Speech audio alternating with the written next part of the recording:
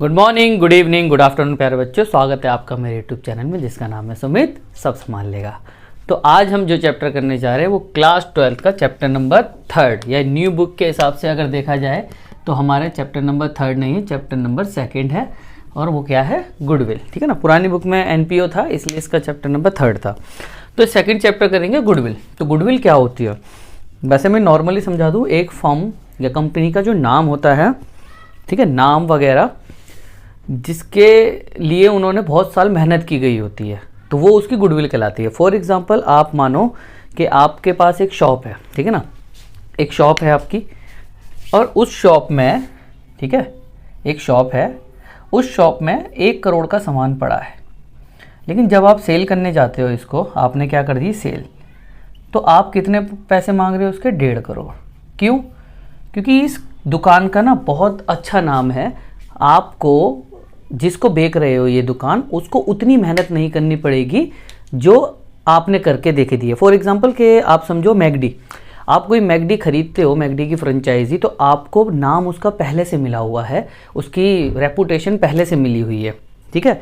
तो आपको उसकी रेपुटेशन बनाने के लिए साल खर्च करने नहीं पड़ेंगे, आपको सालों टाइम बिताना नहीं पड़ेगा, उस चीज़ के लिए आप पे कर दोगे, ठीक है ना। तो उसके नाम के लिए जो हम पे कर देते हैं, रेपुटेशन के लिए जो पे करते हैं, वही उसकी क्या कहलाती है? गुडविल कहलाती है, ठीक है। तो अब ये तो ठीक है गुडविल क्या होती है, लेकिन इसको कैलकुलेट कैसे किया जाता है वो हम इस चैप्टर में सीखेंगे।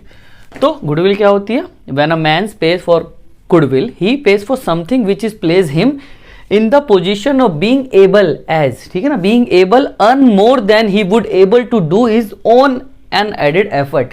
जो बिना एफर्ट के वो जो उससे ज़्यादा कमा ले वही उसकी गुडविल कहलाती है, ठीक है। नॉर्मली है।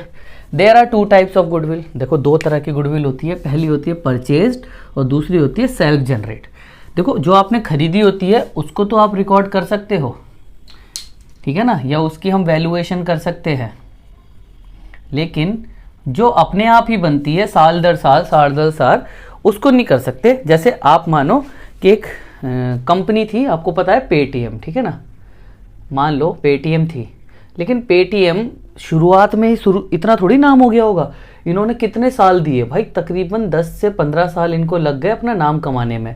आज जो है वो 10-15 साल पहले थोड़ी थी, तो यानी कि इन्होंने अपनी गुडविल सेल्फ जनरेट करी है, खरीदी थोड़ी है किसी से। लेकिन अगर ये कंपनी अब बिक जाए तो उनको उनकी गुडविल पहले से मिलेगी। अब वो रीज़न जो मर्जी हो बिकने का, उसका कोई मतलब नहीं है, कोई बंदा खरीदेगा, कोई सेल करेगा। सेल्फ जनरेटेड को हम रिकॉर्ड नहीं कर सकते और परचेज को हम रिकॉर्ड कर लेते हैं। तो कितने मेथड है रिकॉर्ड करने के? 3 मेथड है। पहला average profit method, super profit method और कैपिटलाइजेशन मेथड। कैपिटलाइजेशन के भी 2 मेथड होते हैं, ठीक है ना, बाय एवरेज प्रॉफिट और बाय सुपर प्रॉफिट, ठीक है ना, ये 2 तरीके से निकलेगा हमारा। तो नोट कर लीजिए इसको, फिर मैं आपको एवरेज प्रॉफिट के बारे में समझाता हूँ, फिर हम क्वेश्चन करेंगे एक।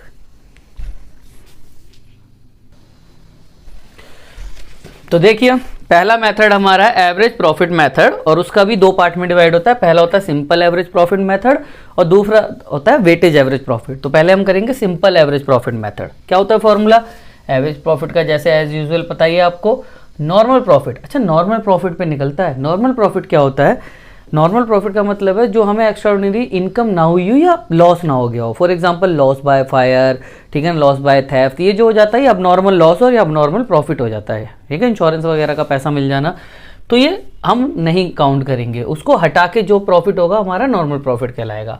तो normal profit of N year upon में एन, 5 साल का है तो 5 से डिवाइड, 4 साल का है तो 4 से डिवाइड। तो गुडविल कैसे कैलकुलेट होगी? Average profit to number of year purchase. आपको ये क्वेश्चन में गिवन होता है हमेशा, ठीक है ना, ये गिवन मिलेगा आपको क्वेश्चन में, ठीक है। तो क्वेश्चन देखो, आपको दिख रहा होगा आपकी स्क्रीन पर। सिमरन परचेज अनीता बिजनेस खरीद लिया है, ठीक है, 1 अप्रैल 2019 को। गुडविल हमें कैलकुलेट करनी है 3 ईयर ऑफ परचेज, 3 ईयर दे रखा है हमें क्वेश्चन में, ठीक है ना। Average normal profit last 4 year का हमें देखो क्वेश्चन दे रखा है नीचे। 2016 का दे रखा है 90,000, 17 का दे रखा है 1,60,000, 18 का दे रखा है 1,80,000 और 19 का 2,20,000। 90,000, 1,60,000, 180 और 220 हमें दे रखा है, ठीक है ना। लेकिन नीचे कुछ एडजस्टमेंट दे रखी है जिससे हम खत्म उसको माइनस और प्लस करेंगे, क्योंकि मैंने बताया उसको हमें नॉर्मल प्रॉफिट निकालना होता है पहले। नीचे कोई एडजस्टमेंट नहीं दी तो वो सब नॉर्मल प्रॉफिट कहलाएगा, लेकिन एडजस्टमेंट दिए तो आप उसमें से प्लस करोगे या माइनस, एक्सपेंस है तो जोड़ दोगे, प्रॉफिट है तो माइनस कर दोगे। चलो देखो, during the year 31 March 2016 an asset was sold at again, asset sold कर दी। एक्चुअली हमारा काम क्या होता है, गुड सोल्ड करना, लेकिन एसेट सोल्ड करना हमारा कोई बिजनेस का काम नहीं है। उसे बेच के फर्म को एक प्रॉफिट हो गया, तो कौन सा प्रॉफिट कहलाता है, अब नॉर्मल प्रॉफिट।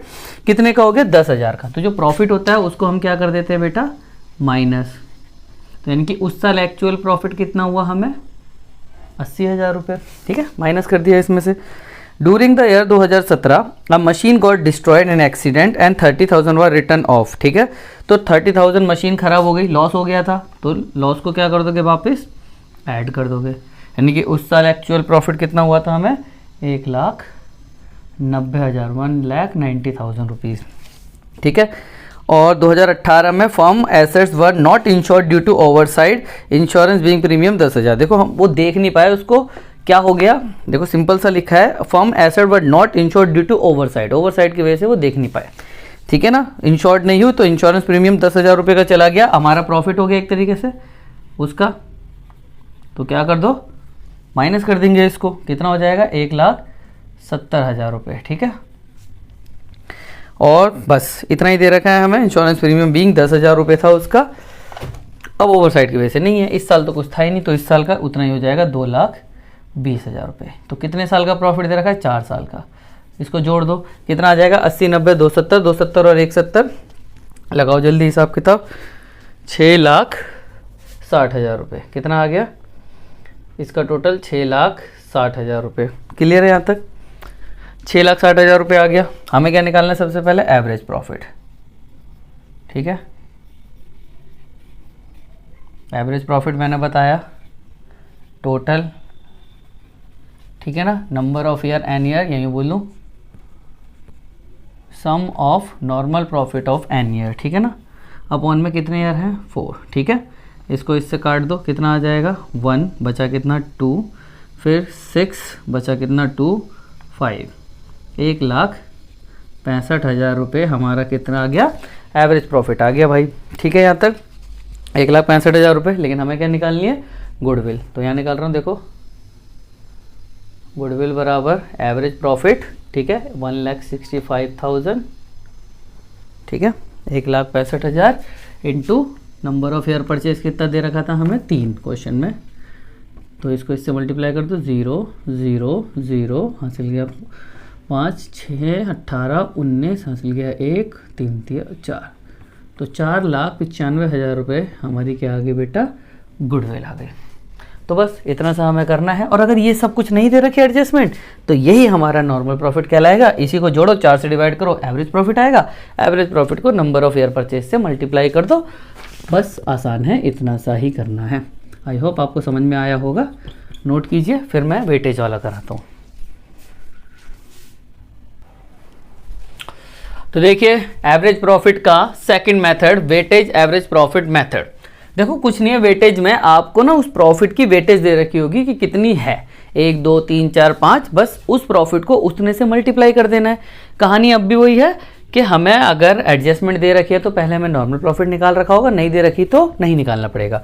तो देखो मैं तुम्हें एक बिना एडजस्टमेंट वाला क्वेश्चन कराता हूँ जो आपकी स्क्रीन पर दिख रहा है। ठीक है ना, हमें दे रखा है, देखो question, profit for the year last 5 year का प्रॉफिट दे रखा है, 2015, 16, 17, 18, 19, 40,000, 48,000, 60,000, 50,000, 36,000 लिख दिया है मैंने।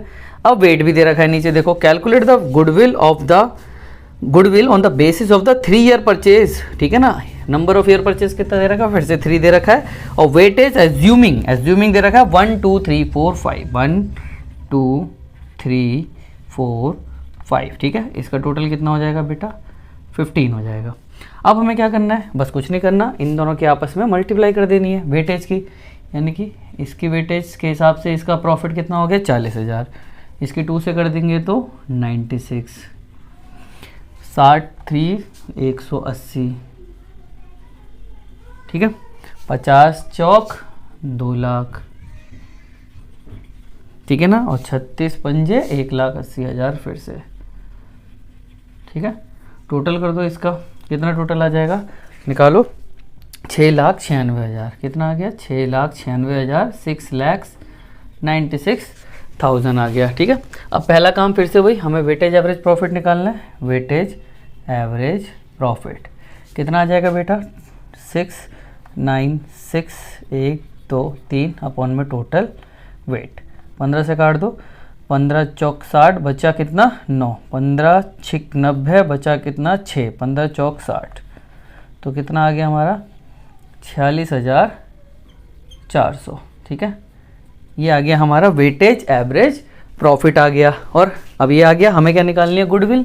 ठीक है, हमें तो गुडविल निकालनी है, तो गुडविल बराबर weightage average profit 46,400 into 3। Wait, हमें नंबर ऑफ एयर परचेज 3 दे रखा है, तो 0 0 12 1 9 1 12 और ये थर्ड, तो कितना आ गया 1,39,200 बस। यानी कि गुडविल की वैल्यू कितनी है, 1,39,200 रुपीज़।